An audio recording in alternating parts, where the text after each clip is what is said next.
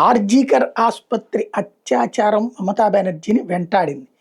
స్వయంగా మమతా బెనర్జీ ఆ బాధితులకి అండగా ఉంటున్నట్టు ప్రకటించి, అత్యాచారం చేసిన వాడు తన పార్టీ వాడని కాపాడే ప్రయత్నం చేయడం, దాంట్లో అభిషేక్ బెనర్జీకి సంబంధించినటువంటి ఫ్రెండ్‌ని కాపాడుకురావడం కోసం ఎంతకైనా దిగజారింది. నోటితో ఒక మాట చెప్పింది, నొసటితో మరొక పని చేసింది. అందుకనినే ప్రజాగ్రహం వచ్చింది. దాన్ని అసలు విషయం గ్రహించక, అత్యాచారం అంటే ముఖ్యమంత్రిదే బాధ్యత అన్నట్టు, తన హయాంలో కొన్ని వేలు లక్షల అత్యాచారాలు జరిగినాయి. అప్పుడు తాను బాధ్యత కాదు, పోలీసు బాధ్యత. ఇప్పుడు వచ్చేటప్పటికి సువేందు అధికారిని టార్గెట్ చేయడానికి తాజాగా జరిగిన ఒక అత్యాచార ఘటనలో ఏకంగా తనే దీపం పట్టుకుని తిరిగింది.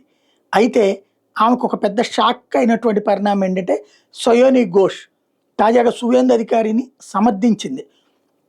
మమతా బెనర్జీ మహువా మొయిత్రాల ఓవర్ యాక్షన్ని పక్కన పెట్టింది. సువేందు అధికారితో మాట్లాడాను, ఏదైతే అత్యాచార సంఘటనకు సంబంధించి వెంటనే ఆయన స్పందించారు, మానిటరింగ్ చేశారు. బరూపూర్ కేసుకి సంబంధించి వాళ్ళని అరెస్ట్ చేశారు, సిట్ వేశారు. అలాగే విక్టిమ్ ఫ్యామిలీని టచ్ అయ్యారు. అలాగే కల్ప్రిట్స్ని మీద యాక్షన్ వేగవంతం చేశారు. ఇదే కదా కోరుకునేది అని చెప్పింది. మమతా బెనర్జీ అత్యంత ఆప్తురాలు. తద్వారా మమతకి అసలు నిజం ఎప్పటికైనా తెలియాలి.